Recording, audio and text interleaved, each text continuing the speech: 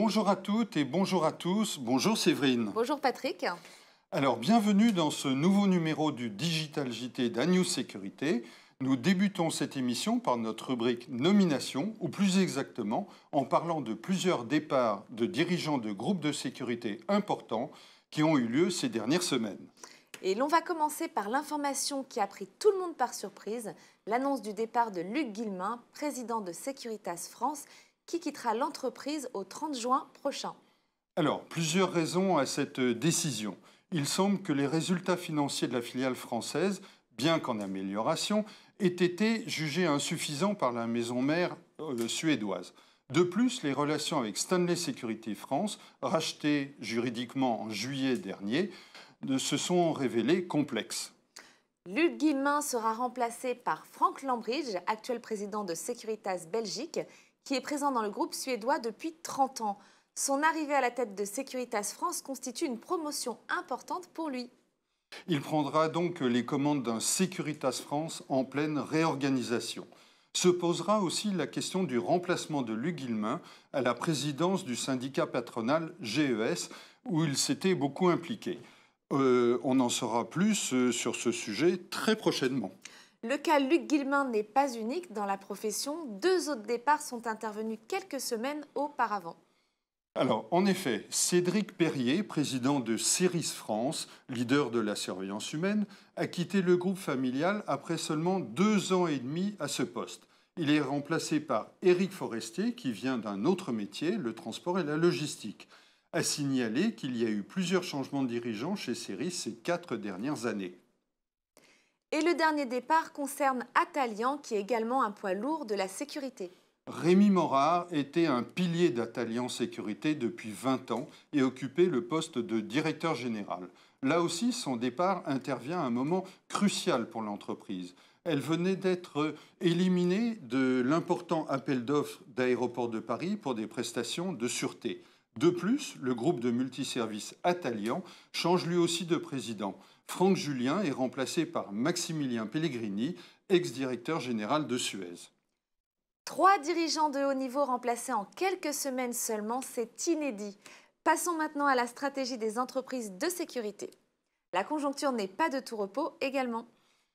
Tout à fait, Séverine. Alors, on songe évidemment à Octopus Sécurité qui a été placé en redressement judiciaire avec une période d'observation de 6 mois.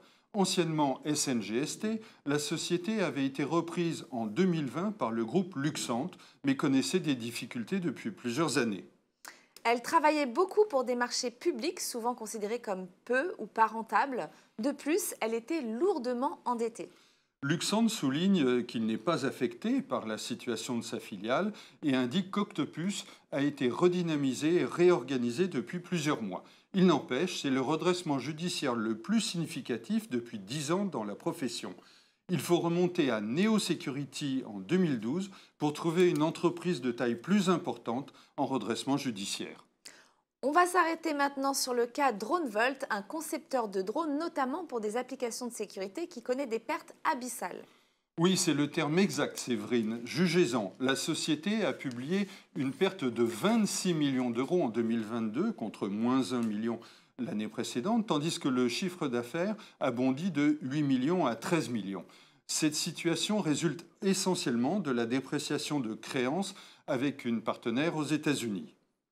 On passe maintenant à une nouvelle plus positive, la levée de fonds de 22, une start-up spécialisée dans la vision par ordinateur, par intelligence artificielle, pour les applications de sécurité comme la détection de bagages abandonnés, le départ de feu ou de dépôts sauvages d'ordures.